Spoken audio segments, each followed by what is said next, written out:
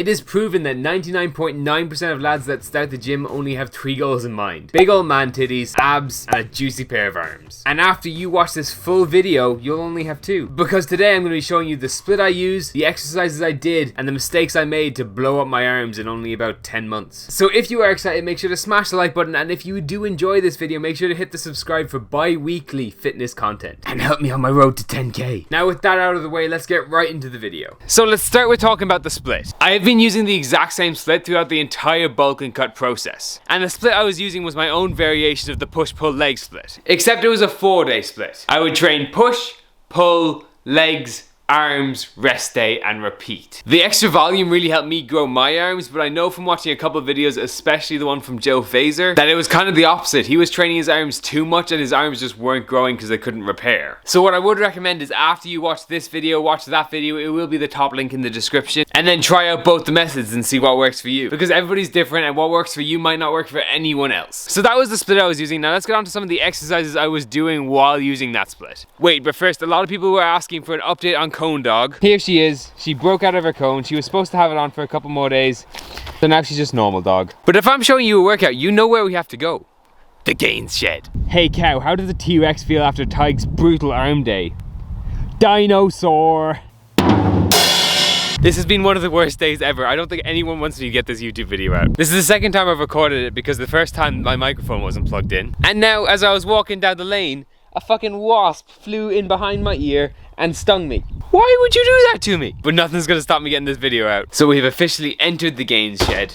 Whoa, it's dark. There we go. So for half of my transformation, the gyms were actually closed. And all I had were these adjustable dumbbells and this bench. So the exercises I was doing at home were very different than the exercises I was doing at the gym. But I'll show you my favorites from both the gym and at home, but we'll start with the home and then we'll just add on with the gym ones. And you know we gotta start with biceps. Reverse barbell curl, this will mostly work the forearm, but it'll add thickness to your overall bicep. Regular barbell curl. Incline curls, making sure to twist the pinky a bit outwards just to get the full contraction. And an absolute brutal way to end your bicep workout, 21s. 7 lower halves, 7 upper halves, and 7 full reps. I promise after that, you will be dinosaur. Now the only 2 exercises I've kind of been adding since I got back to the gym is the cable hammer curls and preacher curls. Can we just take a break to realize the different colors of my ears? That's kind of worrying. But if this video is out, I'm still alive. Okay, now there was a lot more changes with my tricep workouts. When I was at home, I'd hit a lot more skull crushers, dumbbell kickbacks, and tricep dips. But now that I'm back at the gym with a cable machine, I hit cable tricep pushdowns, overhead cable extensions, cable tricep kickbacks, and something I actually was accidentally doing,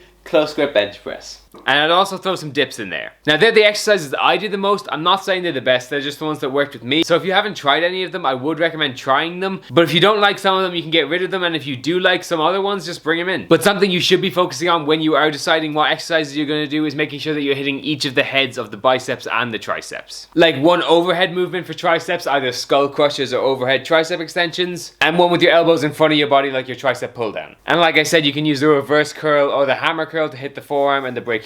And then try to do one in front of your body like the preacher curl and behind your body like the incline curl to hit the long and the short head. And per workout, especially if you're just beginning, you only need 2 or 3 exercises, and then if you've been training for a while, maybe 3 to 4 exercises. Aiming for between that 6 and maximum 12 set range. Per muscle group like biceps or triceps. It depends on how hard the rest of my training session has been, but I usually would aim for 2 exercises with 3 sets each or 3 exercises with 3 sets each. And for the rep range, I would try to work between the 8 to 12 rep range. But if you're not struggling for at least your last 2 reps, you have to up the weight. Now it's time for the mistakes I made. So if any of you are following me on either TikTok, Instagram, or YouTube, which if you're not, why not? You would know that I did a massive dirty bulk. Now, do I think this helped my arm growth? Maybe a tiny bit, but I don't think so. Unless bringing all the extra food into my mouth worked as a little bicep curl or something. Even if I did gain extra muscle during the bulk, I definitely lost more during the cut because I have literally been cutting for 4.5 months. So don't try to rush your bulk like me. Get into a 200 calorie surplus, get your protein in,